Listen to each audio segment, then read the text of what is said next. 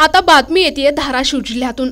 Tuljapur drugs प्रकरणात पालकमंत्री प्रताप सरनाईक यांनी पोलिसांना 72 तासांची अल्टिमेटम देत कार्यवाहीच्या सूचना दिल्या होत्या। मात्र या भूमिकेला भाजप आमदार राणा जगजितसिंह पाटील यांनी छेद देत पोलिसांच्या बाजूने उभे राहण्याचा निर्णय घेतला आहे।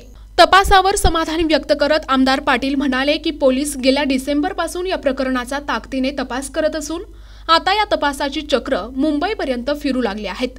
जे कोणी या ड्रग्ज नेटवर्कमध्ये सामील आरोपी कोणीही असो, गय केली जाणार नाही असे आमदार राणा जगजितसिंह पाटील यांनी सांगितले आहे। मला काही विषयांच्या बाबतीमध्ये माहिती द्यायची होती। तुळजापूर शहरामध्ये ड्रग्जच्या बाबतीतल्या तक्रारी ज्या आहेत त्या खास करून महिलांकडून खूप मोठ्या प्रमाणामध्ये आल्या होत्या। नोव्हेंबरमध्ये इलेक्शनच्या दरम्यान बऱ्याचशा बैठका झाल्या आणि त्या बैठकांच्या दरम्यान हा विषय जो आहे तो मला सांगण्यात आला होता। मी तेव्हा देखील आणि इलेक्शनच्या नंतर देखील विनंती केली होती की मला काही ठराविक माहिती देता आली, काही पुरावे देता आले तर मग या विषयामध्ये आपल्याला कारवाई करायला अजून सोपं जाईल। पोलीस यंत्रणेला देखील या बाबतीमध्ये आपण अवगत केलं होतं, त्यांना बजावून सांगितलं होतं।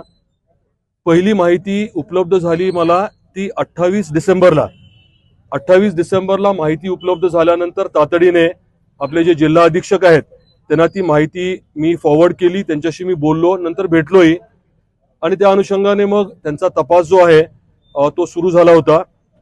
जानेवारी महिन्यामध्ये त्यांनी प्रयत्न केले परंतु म्हणावं तसं यश मिळालं नाही। फेब्रुवारीमध्ये 2 फेब्रुवारीला परत काही माहिती उपलब्ध झाली होती, तेव्हा प्लेन क्लोज मध्ये साध्या वेशामध्ये काही पोलीस पाठवले होते। त्या दिवशी देखील दुर्दैवाने यश काही मिळालं नाही त्यांना। तिसऱ्यांदा माहिती मिळाल्यानंतर मात्र 15 फेब्रुवारीला तामळवाडीला जे लोक पकडले गेले, जो ड्रग्जचा साठा पकडला गेला त्याची आपल्याला कल्पना आहे आणि त्याची चौकशी आता अतिशय ताकदीने दोन्ही बाजूने चालू आहे।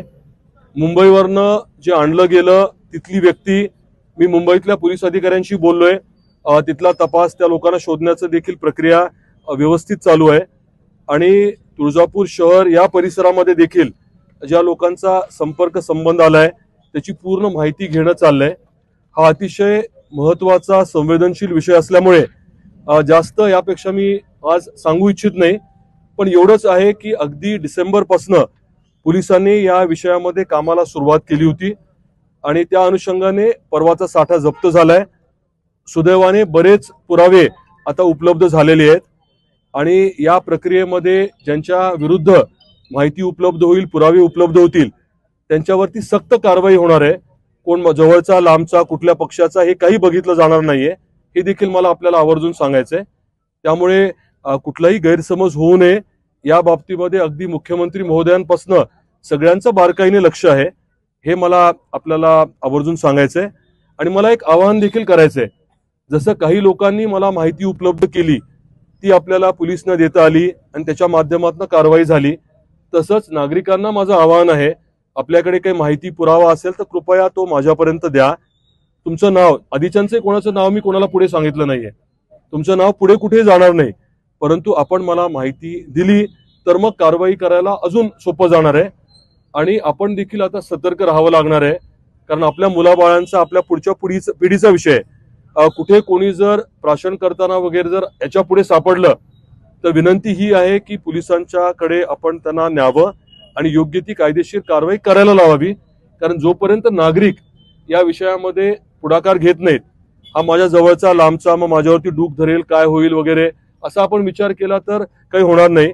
आज जसं आपण एकत्र आलोय तशी मी सर्व बांधवांना विनंती केली आहे की एक दिवसापुरतं नाही तर हा विषय पूर्ण उच्चाटन होईपर्यंत सगळ्यांनी जरा वेळ द्यावा आणि आपण सर्व एकवटलो ना मग काही अडचण येणार नाही। आपण सर्वांनी मिळून जर ठरवलं, पोलीस डिपार्टमेंटची जबाबदारी आहेच।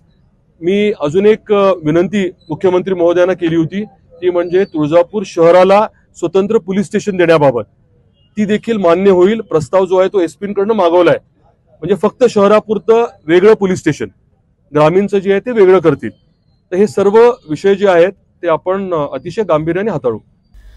प्रतिनिधी आयुब शेख, NTV न्यूज मराठी, तुळजापूर, धाराशिव।